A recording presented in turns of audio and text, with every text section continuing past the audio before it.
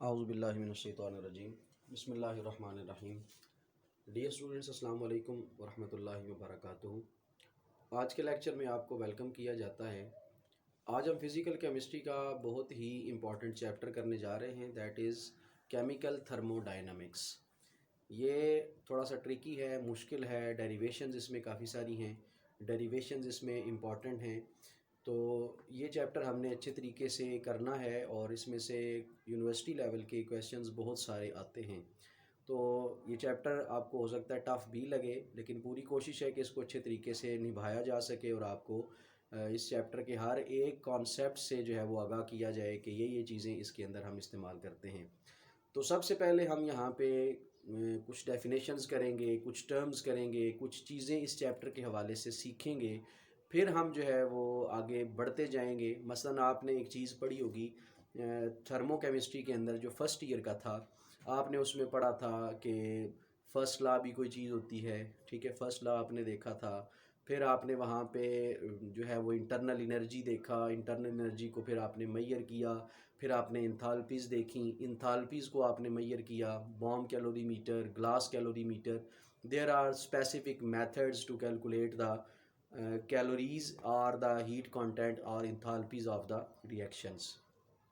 तो इस चैप्टर में हम करेंगे तकरीबन यही चीज़ें। मसलन फ़र्स्ट लॉ हम करेंगे, सेकंड लॉ हम डील करेंगे, उसके बाद एंट्रोपी है, एंथैल्पी है। There are specific different terms that are use in this chapter and these articles are very very important. मसलन गिब्स फ्री एनर्जी हम करेंगे, हेल्महोल्ट्ज़ इक्वेशन इसमें करेंगे। ठीक है, बहुत सारी चीज़ें हैं जो यूनिवर्सिटी लेवल पे, ये एमएससी तक आपके साथ जो है वो चीज़ें जाएंगी।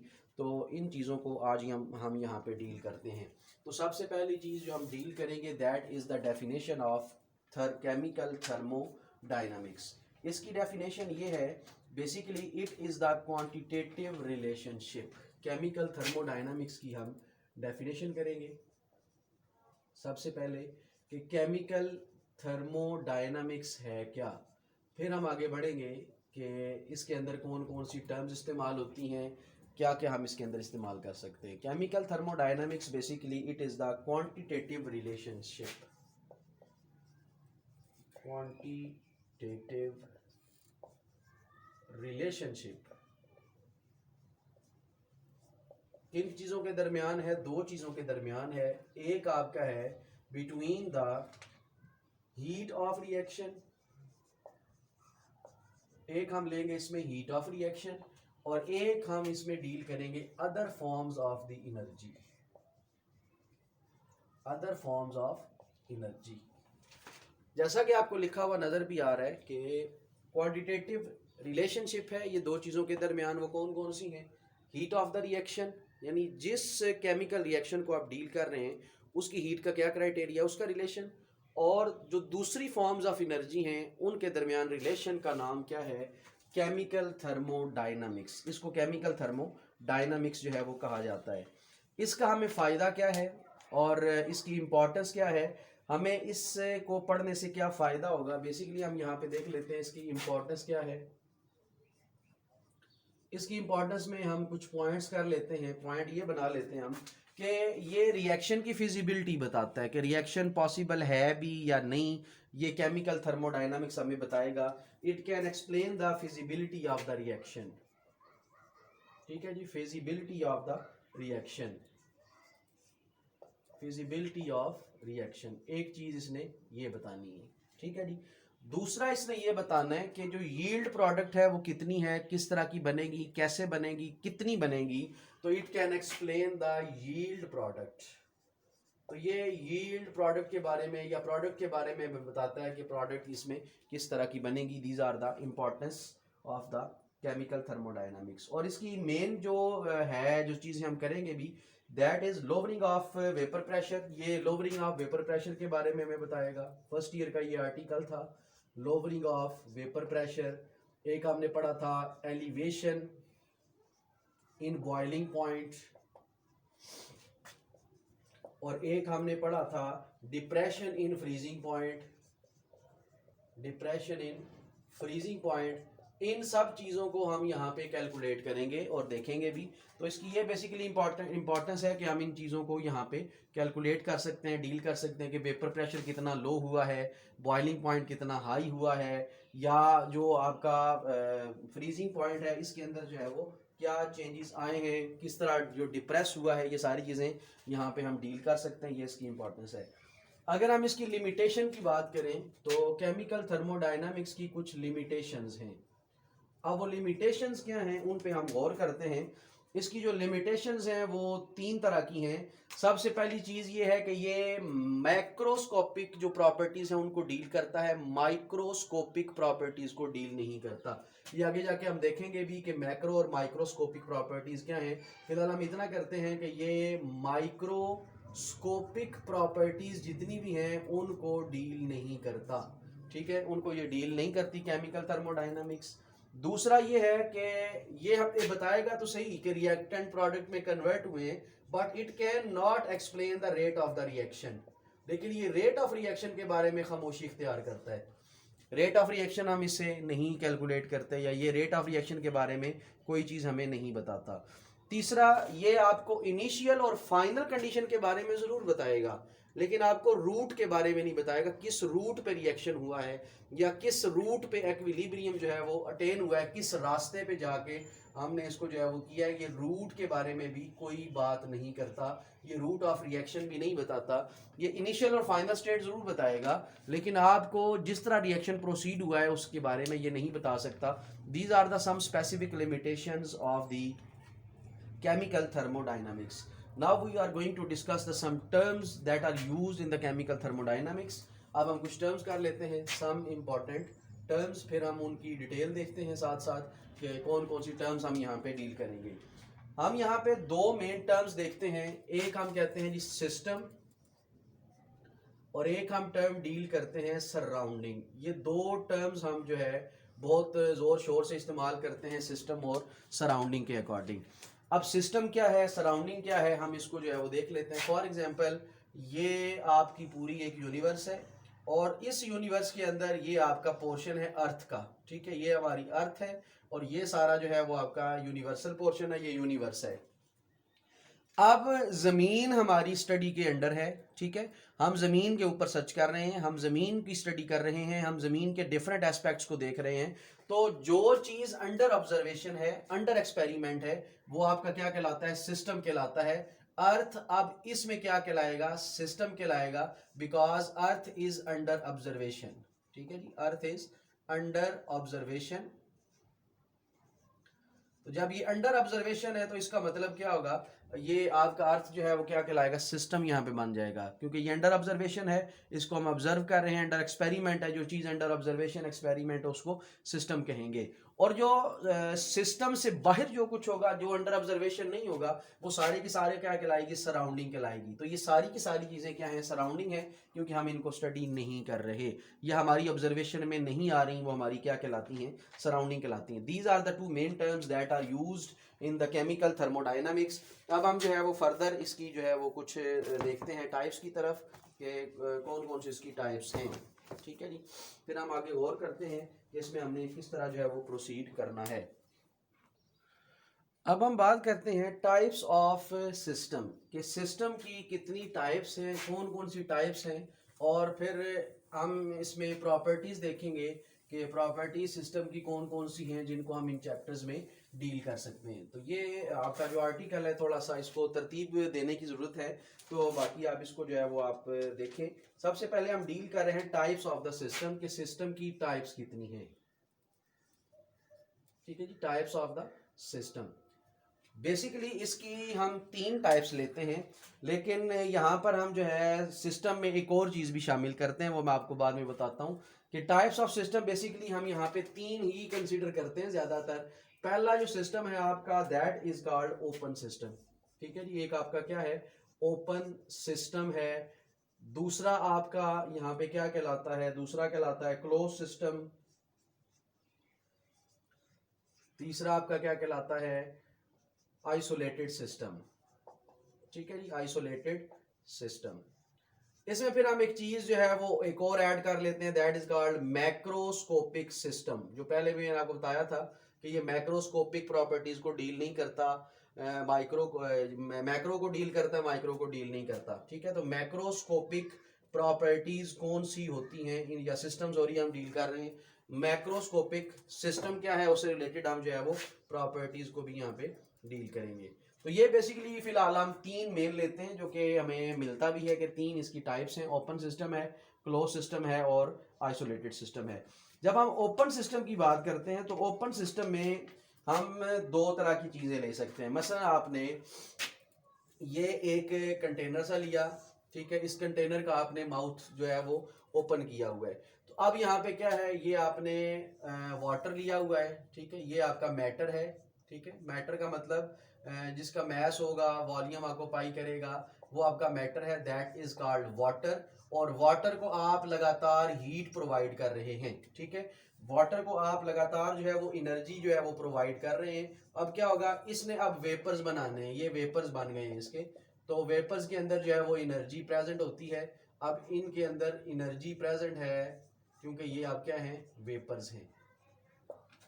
ठीक है, अब क्या होगा, वेपर्स सिस्टम से आउट होना शुरू करेंगे, और इसी तरह जब वेपर सिस्टम से आउट होंगे, जाहिर बात है, तो एनर्जी तो भी साथ जा रही है, लेकिन साथ क्या है, वेपर्स भी निकल रहे हैं, मैटर भी आपका कम हो रहा है, एनर्जी भी आपकी डिक्रीज कर रही है।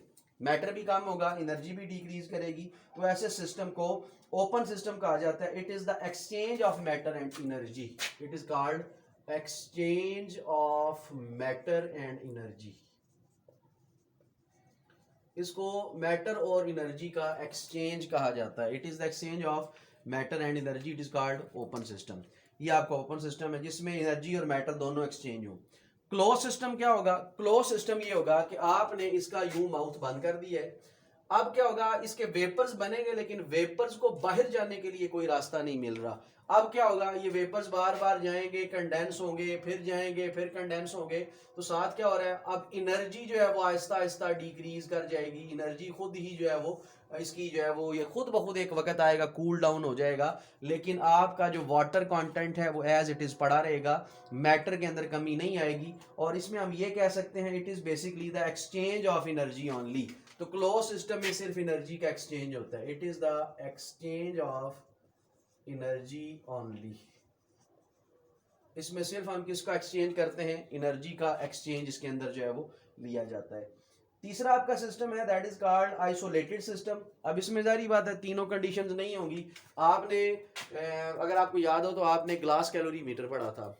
ग्लास कैलोरी मीटर में हम क्या लेते हैं, इस तरह का एक जो है वो आइसोलेटेड सा बॉक्स होता है, और जो है हम उसे इंसुलेशन रखते हैं यहाँ पे। मसलन हमने यहाँ पे इसको पैक कर दिया है, इसके अंदर जो है ना ये पैकिंग हमने ऐसी रख दी है कि यहाँ से हीट बाहर नहीं जा सकती, हीट भी बाहर नहीं जा रही, मैटर भी बाहर नहीं जा रहा। There is no exchange of heat and matter, this system is called isolated system. जहाँ पे किसी किस्म का एक्सचेंज ना हो, no exchange of energy and matter, no exchange of energy and matter, energy और मैटर दोनों एक्सचेंज ना हो, उसको क्या कहा जाता है, आइसोलेटेड सिस्टम जो है वो कहा जाता है।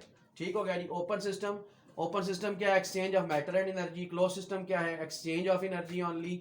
और आइसोलेटेड सिस्टम क्या है, जहाँ पे मैटर और एनर्जी दोनों एक्सचेंज नहीं होती, इसको कहा जाता है जी टाइप्स ऑफ द सिस्टम। ये टाइप्स ऑफ द सिस्टम में हम यहाँ पे एक एडिशनल देख लेते हैं, जो है सिस्टम की टाइप, वो है बेसिकली कि यहाँ पे जो सिस्टम हम डील कर रहे हैं कि उस सिस्टम में large amount of substance contain होंगे। System contain large amount of substance, system contains large amount of substance, system contains large amount of substance, these are called macroscopic systems। इनको क्या कहा जाता है, मैक्रोस्कोपिक सिस्टम कहा जाता है। और इसी से रिलेटेड जो है वो मैक्रोस्कोपिक प्रॉपर्टीज हैं, those properties which are those properties that are related with the macroscopic system is called macroscopic properties. अगर हम प्रॉपर्टीज की बात करें तो जो मैक्रोस्कोपिक प्रॉपर्टीज हैं, सिर्फ हम इसी की फिलहाल बात कर रहे हैं, प्रॉपर्टीज अगर हमने देखनी है कि मैक्रोस्कोपिक प्रॉपर्टीज क्या है, तो ये इससे रिलेटेड होंगी, related with this, these properties are related with macroscopic system. ठीक है जी, मैक्रोस्कोपिक सिस्टम के साथ इनका जो है वो ताल्लुक होता है। अब इनमें से वो कौन कौन सी चीजें हैं, मसलन हम प्रेशर को कहते हैं मैक्रोस्कोपिक प्रॉपर्टी है, टेम्परेचर मैक्रोस्कोपिक प्रॉपर्टी है, इसी तरह आपकी सरफेस टेंशन ये भी आपकी मैक्रोस्कोपिक प्रॉपर्टी है, ये आपने याद रखना है, सरफेस टेंशन मैक्रोस्कोपिक प्रॉपर्टी है, वॉल्यूम आपका मैक्रोस्कोपिक प्रॉपर्टी है, इसी तरह विस्कोसिटी आपकी जो है वो मैक्रोस्कोपिक प्रॉपर्टी है, क्योंकि इसमें हम लार्ज जो है ना अमाउंट ऑफ सब्सटेंस को डील करते हैं। इसी तरह डेंसिटी है, रिफ्रैक्टिव इंडेक्स है, ये सारी चीज़ें आप करके आए हैं। डेंसिटी हो गया, उसके बाद हम देखते हैं रिफ्रैक्टिव इंडेक्स है, उसके बाद मेल्टिंग पॉइंट्स हैं, बॉइलिंग पॉइंट्स हैं, these things are called macroscopic properties. इन सब को मैक्रोस्कोपिक प्रॉपर्टीज कहा जाता है। तो ये इनमें जो कुछ मैक्रोस्कोपिक प्रॉपर्टीज वो हैं जो कि कॉमन मैक्रोस्कोपिक प्रॉपर्टीज हैं, उनमें प्रेशर, वॉल्यूम और टेम्परेचर है। ठीक है, pressure, temperature and volume, these are the common macroscopic properties जिनके साथ आपका इस चैप्टर में कंसर्न भी रहेगा। किसी से फिर फर्स्ट ला है, second law, third law and so on, हम चलते जाएंगे, फिर देखेंगे कि क्या क्या चीज़ें इसके अंदर आती हैं। स्टेट ऑफ द सिस्टम, तो ये बेसिकली आपका जो मेन चीज़ें यहाँ पे बनी है, these are called the macroscopic common या मैक्रोस्कोपिक प्रॉपर्टीज और मैक्रोस्कोपिक सिस्टम। ठीक है जी, ये आपका टाइप्स ऑफ द सिस्टम में आ जाएगा। अब हम बात करते हैं कुछ प्रॉपर्टीज की। There are some specific properties, उन प्रॉपर्टीज को हम ट्रीट करते हैं कि कौन कौन सी प्रॉपर्टीज हैं इस सिस्टम की। ठीक है जी, प्रॉपर्टीज को देखते हैं, प्रॉपर्टीज में क्या क्या आ सकता है। प्रॉपर्टीज में हम दो तरह की प्रॉपर्टीज जो है वो डील करते हैं, एक एक्सटेंसिव और एक इंटेंसिव। ये दो प्रॉपर्टीज हैं जिनको डील किया जाता है। अब हम देखते हैं कि प्रॉपर्टीज जो है वो किस तरह अब यहाँ पे बिहेव करने वाली हैं। प्रॉपर्टीज एक आपकी एक्सटेंसिव है और एक आपकी क्या है, इंटेंसिव प्रॉपर्टी है। ये दो तरह की प्रॉपर्टीज हम यहाँ पे डील करेंगे। Properties of the system, system की जो प्रॉपर्टीज हैं वो कौन कौन सी हैं। प्रॉपर्टीज इसकी फिलहाल दो हम डील कर रहे हैं। एक प्रॉपर्टी है इसकी एक्सटेंसिव और एक इसकी प्रॉपर्टी है इंटेंसिव। जो एक्सटेंसिव प्रॉपर्टी है वो क्या है कि ये सिस्टम की वो प्रॉपर्टी है जिसमें मैग्नीट्यूड डिपेंड करता है अमाउंट ऑफ द मैटर पर। Magnitude depend upon the amount of matter, magnitude depend upon amount of matter. यानी जो आप प्रॉपर्टी यहां पे ले रहे हैं एक्सटेंसिव प्रॉपर्टी, इसका जो सिस्टम का मैग्नीट्यूड है, सिस्टम का मैग्नीट्यूड डिपेंड करता है अमाउंट ऑफ मैटर पे। Magnitude depend upon matter, depend upon matter, ये मैटर पे क्या करेगा, डिपेंड करता है। और जो हमारी इंटेंसिव प्रॉपर्टी होती है, इंटेंसिव प्रॉपर्टी वो होगी जो कि डिपेंड नहीं करती, magnitude does not depend on the quantity of the matter. तो इंटेंसिव में क्या होगा, मैग्नीट्यूड जो है वो डिपेंड नहीं करेगा, does not depend upon the matter. तो ये दो प्रॉपर्टीज हैं जिनको हम एक्सटेंसिव और जो है वो इंटेंसिव प्रॉपर्टीज कहते हैं। इनमें अब हम इनके देख लेते हैं कि इसकी एग्जांपल्स क्या है। एक्सटेंसिव की एग्जांपल्स में कौन कौन सी आएगी। एक्सटेंसिव की एग्जांपल्स में मैस आएगा, वॉल्यूम आएगा, इंटरनल एनर्जी आएगी, उसके अलावा हीट कंटेंट आएंगे, उसके साथ हम डील करेंगे एंट्रोपी को डील करेंगे, एंट्रोपी इसमें डिस्कस की जाएगी। उसके अलावा इसमें फ्री एनर्जी देखा जाएगा। ठीक है जी, गिब्स फ्री एनर्जी, जिसका मैंने पहले भी नाम बताया। उसके अलावा हीट कैपेसिटी को डील किया जाएगा। ठीक है, ये सारी चीजें जो हैं आपकी क्या कहलाती हैं, एक्सटेंसिव प्रॉपर्टीज जो हैं वो डील की जाती हैं। These are called extensive properties. तो दूसरे नंबर पे जो प्रॉपर्टीज हैं उन्हें हम कहते हैं इंटेंसिव प्रॉपर्टीज। इंटेंसिव प्रॉपर्टीज में क्या आएगा, मोलर वॉल्यूम आ जाएगा। इंटेंसिव में हम जो डील करते हैं दैट इज मोलर वॉल्यूम। ठीक है जी, उसके बाद मोलर एंट्रोपी, इसको डील किया जाता है। एंट्रोपी भी हम देखेंगे क्या होता है, पूरा आर्टिकल है एक, एंट्रोपी, मोलर हीट कैपेसिटी,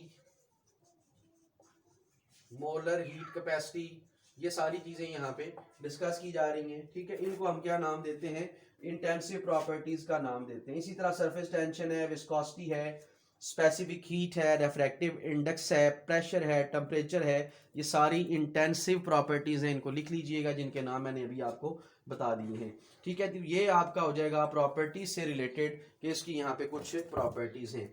अब हम आते हैं कुछ और टर्म्स की तरफ। उसमें हम एक टर्म इस्तेमाल कर रहे हैं, that is the state of a system या स्टेट। सिस्टम का जो स्टेट है वो क्या कहलाता है, और इसको स्टेट फंक्शन क्या होता है, और स्टेट किसको कहा जाता है, और स्टेट ऑफ सिस्टम क्या है, स्टेट वेरिएबल्स क्या हैं, इनको यहाँ पे हम अब डील करते हैं। स्टेट बेसिकली किसको कहा जाता है, इसको हमने यहाँ पे डील करना है। स्टेट बेसिकली हम उस चीज को कहते हैं जो आपकी इनिशियल और फाइनल जो है प्रॉपर्टी पे डील करे। यानी कुछ ऐसे स्टेट ऑफ द सिस्टम्स हैं जिनमें आप क्या देखते हैं, डेफिनेट वैल्यू उनकी आती है। These are the macroscopic properties. Basically state of system आपका क्या है, स्टेट ऑफ अ सिस्टम, सबसे पहली चीज इसके अंदर क्या आती है कि स्टेट ऑफ जो सिस्टम आपका दैट इज मैक्रोस्कोपिक प्रॉपर्टी। एक तो ये आपकी क्या है, मैक्रोस्कोपिक प्रॉपर्टी है। ठीक हो गया जी। दूसरी चीज ये है कि इसकी डेफिनेट वैल्यू होती है, हैव डेफिनेट वैल्यू। ठीक है जी, इसकी वैल्यू क्या होगी, डेफिनेट वैल्यू जो है वो होती है। ठीक है, स्टेट ऑफ सिस्टम क्या है आपका, इसके एक तो मैक्रोस्कोपिक प्रॉपर्टी है, इसकी वैल्यू क्या होगी, डेफिनेट होगी। और अब हम इसमें क्या देखेंगे, इसमें जो मेन आते हैं स्टेट फंक्शन वो क्या है, प्रेशर, वॉल्यूम और टेम्परेचर है। मतलब जिनकी फाइनल और इनिशियल स्टेट होती है, प्रेशर है, टेम्परेचर है, वॉल्यूम है। हम P final minus P initial करते हैं, T final minus T initial करते हैं, वी फाइनल वी इनिशियल करते हैं। जो रूट पे डिपेंड नहीं करता, पाथ पे डिपेंड नहीं करता, बल्कि इनिशियल और फाइनल कंडीशंस पे डिपेंड करता है, उसको हम क्या नाम देते हैं, स्टेट ऑफ अ सिस्टम का नाम देते हैं। तो ये बेसिकली क्या है आपका स्टेट ऑफ अ सिस्टम है। तो इक्वेशन ऑफ स्टेट किसको कहा जाता है, इसमें आप एक टर्म और भी आती है, equation of state. Equation of state हम कहते हैं बेसिकली, आपने एक यूं समझ लें, वो इक्वेशन जिसमें हम स्टेट फंक्शंस को इस्तेमाल करते हैं, जिसमें स्टेट फंक्शंस बेसिकली आपस में जो है वो कनेक्ट होते हैं, या स्टेट फंक्शंस का कनेक्शन जहां पे होता है उसे क्या कहा जाता है, equation of the state. Those equation which are related to the connection of the state function, या इन mathematical equation connecting state function are called equation of the state. जहां पे वो मैथमेटिकल फॉर्म जिसमें इक्वेशंस आपस में, स्टेट फंक्शंस आपस में कनेक्ट हो रहे होते हैं, उसे क्या कहा जाता है, इक्वेशन ऑफ द स्टेट कहा जाता है। आपने एक फार्मूला पढ़ा हुआ है, P V is equal to n R T. ठीक है, पी आपका स्टेट फंक्शन है, वी आपका स्टेट फंक्शन है, टी आपका स्टेट फंक्शन है। आपने इसमें वॉल्यूम और pressure correction according to van der Waals की थी, वो बेसिकली क्या थी, पी प्लस ए स्केयर और sorry n square A divide by V square into v minus nb which is equal to nrt। ठीक है, ये आपकी जो है वंडरवाल जो है वो इक्वेशन थी। तो बेसिकली अब यहाँ पे हम क्या देख रहे हैं कि इसे इक्वेशन ऑफ स्टेट कहा जाता है। इक्वेशन ऑफ स्टेट क्या है, मैथमेटिकल वो फॉर्म जिसमें जो इक्वेशंस हैं आपस में इंटरकनेक्टेड होती हैं, उनको हम क्या कहते हैं, स्टेट ऑफ द इक्वेशन, या इक्वेशन ऑफ स्टेट जो है वो नाम दिया जाता है। तो ये आपकी इक्वेशन ऑफ स्टेट आ जाएंगी। अब हम इसके बाद कुछ टर्म्स और हैं जिनको हम डील करते हैं। मसलन वो टर्म्स हमारी क्या हैं, एक हम देखेंगे यहाँ पे थर्मोडायनामिक एक्विलिब्रियम के अकॉर्डिंग कि थर्मोडायनामिक एक्विलिब्रियम क्या है। थर्मोडायनामिक एक्विलिब्रियम, ठीक है जी, थर्मोडायनामिक एक्विलिब्रियम। अब ये क्या चीज है, इसको किस तरह हम डील करते हैं थर्मोडायनामिक एक्विलिब्रियम को। It is the macroscopic property do not change undergo the change with the time. ठीक है, do not change with time, ये टाइम के साथ चेंज नहीं होती। मसलन ये वो आपकी प्रॉपर्टीज हैं। थर्मोडायनामिक इक्विलिब्रियम एक ऐसा इक्विलिब्रियम है, these are called macroscopic properties. These macroscopic properties do not undergo change with the time. This is called thermodynamic equilibrium, इसे हम नाम देते हैं थर्मोडायनामिक एक्विलिब्रियम का, कि जिसमें जो आपका मेन होता है स्टेट्स जो आती हैं, state find the initial state, ये टाइम के साथ तब्दील नहीं होती, स्पेस के साथ तब्दील नहीं होती, उसी तरह रहती हैं। इनको हम क्या कहते हैं, थर्मोडायनामिक एक्विलिब्रियम का नाम देते हैं। तो ये बेसिकली अगर इनकी टाइप्स डील करें, there are 3 types of thermodynamic equilibrium. इसकी 3 टाइप्स हैं। इसकी जो पहली टाइप है हम उसे कहेंगे थर्मल एक्विलिब्रियम, हम नाम लिख लेते हैं। पहला है आपका थर्मल एक्विलिब्रियम, ठीक है जी। दूसरी इसकी टाइप है आपकी that is called mechanical equilibrium, और थर्ड टाइप जो आती है that is called chemical equilibrium, ठीक है जी। Thermal equilibrium, mechanical equilibrium, chemical equilibrium, ये 3 तरह की इसकी जो है वो प्रॉपर्टीज हैं। थर्मल एक्विलिब्रियम में क्या होगा, no flow of the heat. Thermal equilibrium में नो फ्लो ऑफ हीट हम डील करेंगे, इसमें हीट फ्लो नहीं करती, ये थर्मल एक्विलिब्रियम है। इसमें हीट जब फ्लो नहीं करेगी तो इसका क्राइटेरिया हम यहाँ पे जो है वो डील कर लेते हैं कि जब टेम्परेचर आपका कांस्टेंट होगा, ये आपका जो एक्विलिब्रियम आ रहा है, इसमें जो है हीट आपकी फ्लो नहीं करेगी। दूसरा क्या है, केमिकल, इसमें कंपोजिशन चेंज नहीं होती, no change in the composition. और मैकेनिकल में होता है no flow of the matter, mechanical में नो फ्लो ऑफ मैटर, इसमें मैटर फ्लो नहीं करता, ठीक है। इसमें मैटर का फ्लो हम नहीं देखते। मैकेनिकल एक्विलिब्रियम में मैटर अपनी जगह पे रहता है, फ्लो नहीं करता। केमिकल एक्विलिब्रियम में क्या होगा, no change in the composition, no change in composition, इसमें कंपोजिशन तब्दील नहीं होती, यानी केमिकल एक्विलिब्रियम रहता है, कंपोजिशन जो है उस चीज के बनने की जो सलाहियत है वो एज इट इज अपनी जगह पे रहती है। तो यहाँ पर हम जो लास्ट टर्म्स हैं जिनको हम डील करने जा रहे हैं वो बेसिकली आज के लेक्चर का आपका लास्ट होगा। प्रोसेसेस हम कुछ देखते हैं। There are 4 types of the processes that are discussed in the thermodynamic equilibrium.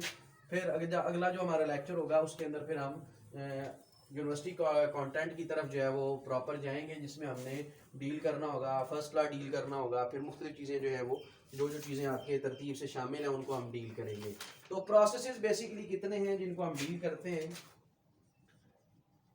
Chemical thermodynamics में हम 4 तरह के प्रोसेसेस को डील करते हैं। इनमें से जो एक प्रोसेस है that is called isothermal process.